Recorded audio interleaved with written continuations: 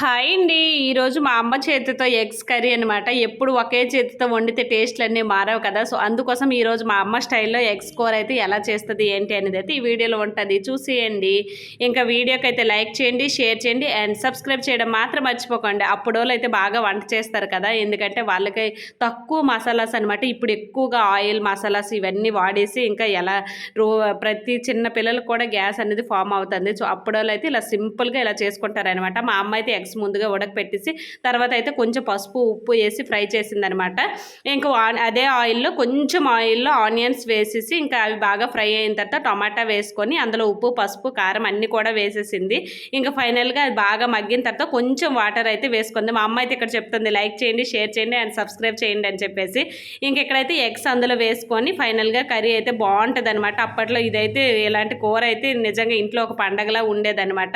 So, ఫైనల్‌గా curry ఇది. Thank you. Bye bye.